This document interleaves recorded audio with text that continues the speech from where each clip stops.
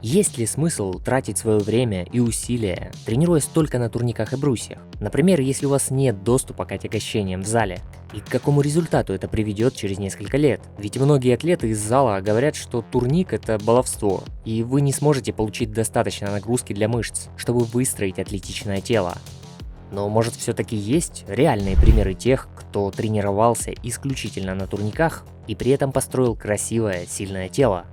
Давайте обо всем по порядку и с примерами. Для начала давайте подведем какие-то более конкретные критерии, что именно мы будем понимать под фразой «накачать мышцы на турниках». Во-первых, это натуральный тип тренировок без применения различных запретных витаминок в питании. Спортпит сюда не относится. И это будут тренировки, в которых преимущественно используется вес собственного тела. Базовые физические упражнения общей физподготовки, которые включают в себя разновидности отжиманий, подтягиваний, приседаний, прокачки пресса и так далее. Допускаются также отягощения в виде утяжелителей на пояс, жилетов с грузиками, использование манжетов с отягощением на ноги. То есть, когда мы не используем эти отягощения в классическом варианте, как в тренажерном зале. Не поднимаем этот вес, а когда усложняем упражнения собственным весом и цепляем утяжеление на себя. И при всем этом исключаются или минимизируются занятия в тренажерном зале с гантелями или штангой, только акцент на турник и брусья. Чтобы понять, какой результат мы можем получить, тренируясь только на турниках, давайте разберем 3 типа людей, их телосложение и подход к тренировкам. Первый тип атлетов – это те, кто тренируется 80-90% времени на турниках и 1-2 раза в месяц, может изредка, проводят занятия с отягощениями, цепляя на себя дополнительный вес. Такой тип атлетов и тренировок самый распространенный. Примером можно отнести атлетов Дмитрия Кузнецова, Евгения Щербину, Вадима Олейника, Влада Накорнюка, Ивана Крыленко. Эти ребята построили свое тело, тренируясь годами на турниках, и иногда разбавляли свои занятия чем-то типа кроссфита или отягощений на поясе. Но в основном это была настоящая хардкорная база на турнике с собственным весом тела. Упражнения под разными углами, различные сеты, вариации для сложности или облегчения нагрузки. Лишь Вадим Олейник из них был в большей степени атлет, который добавляет работу с весом, тренируя ноги, в классическом стиле тренажерного зала. Второй тип атлетов, которые тренируются одинаково равно и с отягощениями, и с собственным весом тела. Совмещают 50 на 50. Сюда входят и те, кто построил свое тело, периодически делая упражнения в тренажерном зале. Например, это Всеволод Фиалковский, Тарас Тычинский, Виталий Гуменный и Дэнни Монтана. Акробаты и гимнасты делают тренировки как с железом на подкачку, так и работают с собственным весом тела, что в приоритете. Хотя, возможно, гимнастов стоит отнести к предыдущему типу атлетов, потому что гимнастика все-таки преобладает в их тренировках, а атлеты, перечисленные выше, они используют и классический тренажерный зал, и воркаут, примерно в равных пропорциях. Третий тип атлетов, которые 100% тренировок уделяют только собственному весу тела и не используют отягощений. Таких ребят стоит поискать, и тут очень тонкая грань между первой и третьей категорией. Это Андрей Примак, Владимир Титов, Руслан Саибов и Зев Закавелли. Они почти на 100% построили свое тело лишь собственным весом. Кто-то выполняет элементы на высоком уровне. Например, про Андрея я делал уже видео.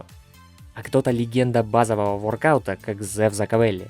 И о нем тоже есть видео на канале, который порядка 20 лет тренируется на турниках, и его бицепсу позавидуют многие в качалке.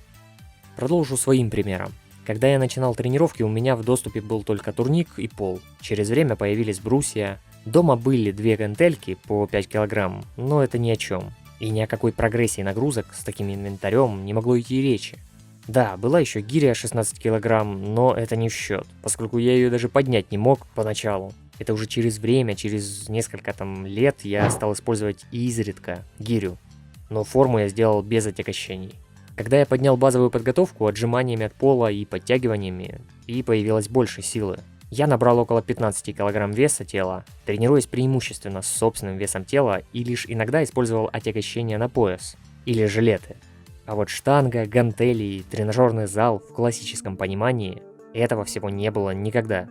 К слову, мой стаж силовых тренировок с 2011 года.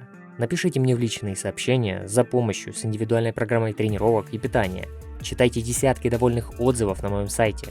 А также за символическую поддержку донатом на удобную сумму я отправлю вам свою книгу «Там ошибки в тренировках», рацион питания и большой материал по увеличению подтягиваний. Ссылки оставлю в закрепленном комментарии под видео. В чем особенность таких тренировок калистеники без отягощений, чтобы дать достаточную нагрузку на мышцы для роста? Тут, как и в любых других тренировках, важна интенсивность и объем нагрузки, а также достаточное время между занятиями для восстановления. В калистенике увеличивать сложность, то есть интенсивность, мы можем за счет нескольких приемов. Это и более медленная скорость повторений в подходе, и меньшее число отдыха между подходами, и сложность вариации упражнений. Примером последнего будут подтягивания. Сначала австралийские с опорой ногами или с резинкой, затем обычные подтягивания, потом подтягивания с широким хватом, подтягивания с уголком в ногах, подтягивания в закрытом переднем висе. Дальше классические в переднем висе с резинкой и затем без резинки. Подтягивания на полотенце, дальше на одной руке с фитнес-резиной и без нее и так далее. На турнике усложнить упражнение можно также с помощью расширителя хвата. Это даст вам ощущение прям новой нагрузки, если вам стало слишком легко, и укрепит хват. Это крайне важно для занятий на турниках. Вариантов прогрессии просто уйма. Ну и еще из отягощений вы можете использовать жилеты с грузами, утяжелители на ноги или цеплять к поясу гирю. Единственное, что можно точно утверждать, это то, что на уличной площадке результат будет дольше в плане телостроительства, чем в тренажерном зале. Но до определенного момента накачаться, конечно же, можно. И уже дальше потом думать, как можно усложнить вариацию этого базового упражнения. Если вы решите и дальше продолжать тренировки только с собственным весом, то на каком-то этапе нагрузка будет идти больше на выносливость. Поэтому вариант с комбинированием отягощений и тренировки на турнике и брусьях будет оптимальным в плане разнообразия процесса. А вообще, тренировки без отягощений – это огромный полет фантазии, и каждую вашу следующую тренировку можно сделать не похожую на другую. Как минимум, не заскучаете. Конечно, все это нужно правильно спланировать для результата, и у вас есть несколько вариантов. Вы можете продолжать смотреть мои, другие более практичные видео на этом канале и тренироваться сами. Или можете обратиться ко мне в личные сообщения за помощью. Ну или присоединяйтесь в наш чат атлетов, где между более 4000 спортсменов, которые у меня в телеграм-группе, вы пообщаетесь с ними на тему тренировок и, возможно, решите свой вопрос. Там же найдете и мои статьи с разбором интересных тем в тренировках. Ссылку на телеграм я оставлю в описании. А какой тип атлетов, тренировок и телосложения из перечисленных ближе вам и почему так? Сделайте вывод сами в комментариях.